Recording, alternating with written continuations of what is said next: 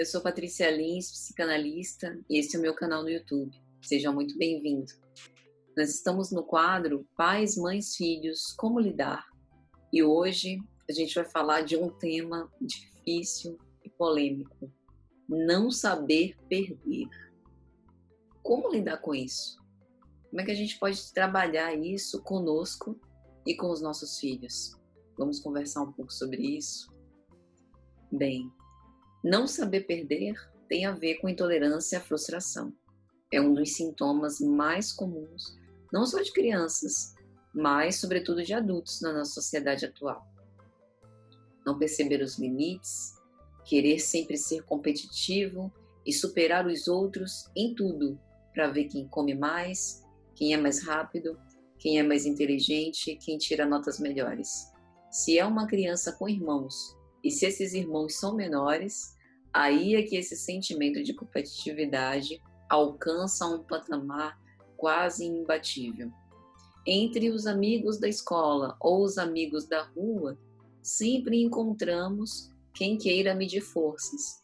E ninguém, confessemos, né, gosta de perder. A gente sempre gosta do prazer de nos superar, de ganhar, de perceber o quanto nós somos bons em alguma coisa. Mas é impossível sermos bons em tudo o tempo inteiro. E as frustrações são muito importantes, porque na vida nós teremos desilusões e decepções. Eu sempre brinco que a análise a função principal dela, né, é tentar lapidar um pouco, diminuir um pouco o narcisismo de nós enquanto indivíduos, porque a gente vai precisar se defrontar com realidades antes nunca devassadas.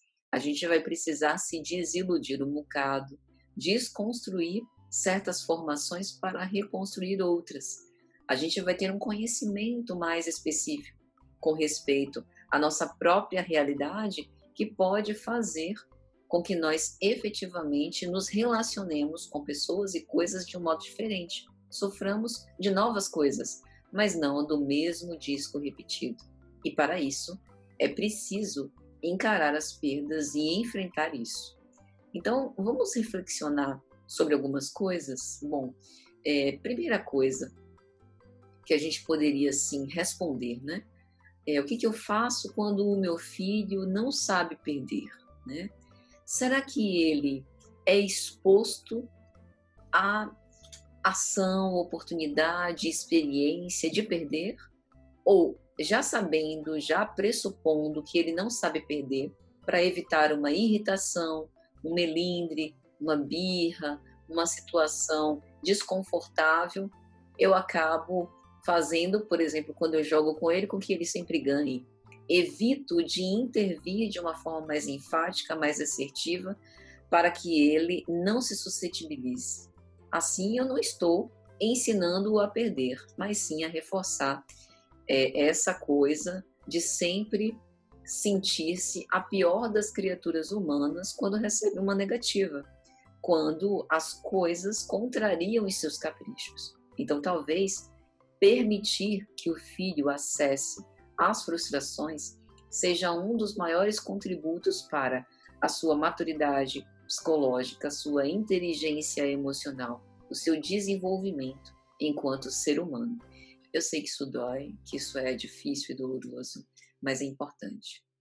A outra questão é que, geralmente, para que a gente possa preservar os nossos filhos de não se irritarem, de não se entristecerem quando perdem, flexibilizar as regras, os compromissos, os acordos, no caso dessa pessoa. Então, por exemplo, não é incomum, vamos dizer, eu tenho 2 filhos. Para um primeiro filho, que é mais compreensivo, que é empático, que é tranquilo, que é sereno, que é pacífico, eu coloco regras mais claras e previamente estabelecidas e a pessoa cumpre. Se não cumprir, chamo a atenção e ela vai refazer, né? Isso é o esperado.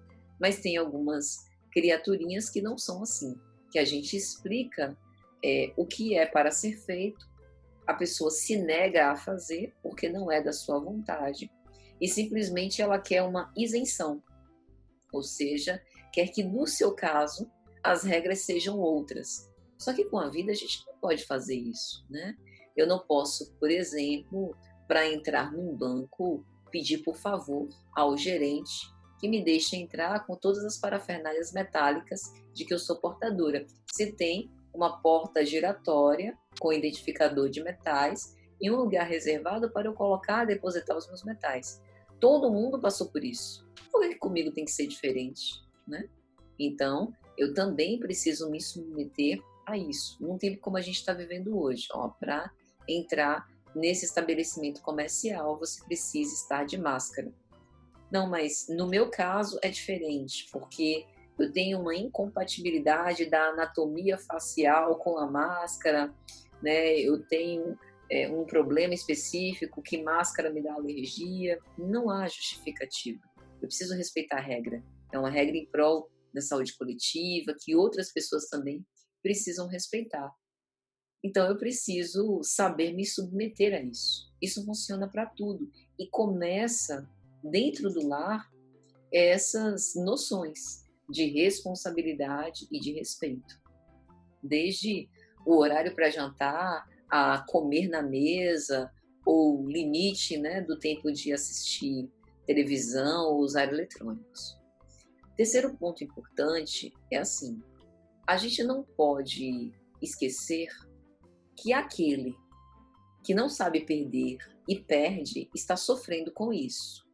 Então não é apenas uma invenção para chamar atenção, a pessoa, né, tá com birra, é mimado, é tudo isso, mas entenda, há um sofrimento real, então é preciso estabelecer um diálogo com o objetivo de que a gente também se coloque na condição daquele ser e entenda como ele interpreta isso de perder. Isso é importante, porque é imprescindível que a gente analise e investigue as crenças que estão por trás do perder. Algumas crianças se mostram nessa irascibilidade por perder, por achar que o seu valor está na vitória, está na conquista, por achar que aquela vitória, né, ter conseguido aquele prêmio, aquela condecoração, aquele destaque, aquele elogio, aquilo muitas vezes restaura, suporta, né, estrutura a sua autoestima. Ela se sente mais amada quando vencedora. E o perdedor é aquele que está no último lugar. E é importante também a gente observar o quanto dessa crença da criança tem a ver com uma introjeção da crença dos pais, porque a gente tem diversos exemplos dos pais que falam mal dos perdedores, dos losers, né? Daqueles que são falidos, que não crescem na vida, que não são bem-sucedidos, e a criança começa a interpretar isso ao seu modo, trazendo para as suas brincadeiras infantis, para as suas pequenas conquistas, essa, como é que eu poderia dizer, animosidade, repugnância que o pai tem em relação aos perdedores. Se é assim, ela também que se torna um perdedor numa brincadeira infantil, talvez não usufrua mais da admiração do pai. Então, a gente tem muita responsabilidade, né, em relação às crianças. A outra coisa é que a gente se abra e se coloque também na altura da criança, por assim dizer. Mostre que, por um tempo, nós também tivemos dificuldades, ou temos até hoje, de saber perder. E compartilhemos com as crianças o que a gente faz quando a gente perde e se sente muito triste, irritado, desapontado com aquilo, né? É interessante porque uma das coisas que talvez a maioria de nós faça é recordar dos pontos de vitória, né? E das vezes que a gente passou por situações análogas e que conquistamos. E que isso até pode nos dar um bom ânimo para, não obstante ter perdido, poder vencer na próxima, se preparar melhor, se tiver mais tempo, enfim, de reunir mais recursos para poder vencer, a depender do que seja, né? Que a tristeza é normal, ela virá, e a gente não pode demonizar essa emoção, é uma emoção natural do ser humano, né? E que a gente vai passar por isso, como já passou por muitas coisas. E nesse momento, perceba que os pais e cuidadores se colocam como exemplo, mostram que entendem o que é aquela dor, né? que aquela criaturinha está sentindo e mostram como superar isso. É importante também que, por conta da tristeza, do desagrado, da irritação, a gente não tente rebaixar a lei, as regras, né, os entendimentos. Consiga manter um equilíbrio emocional durante essa situação que pode ser mais ou menos difícil e não ceda ao apelo infantil, porque é essa criança que precisa amadurecer, né? Embora isso tenha um custo, e esse custo muitas vezes pode ser doloroso, sobretudo para nós que estamos educando e cuidando delas. Então é mais ou menos isso. Espero que tenha sido útil de alguma sorte essa nossa reflexão sobre como lidar com não saber perder, pais, mães, filhos, como lidar. Eu sou Patrícia Lins, psicanalista, e te vejo na próxima.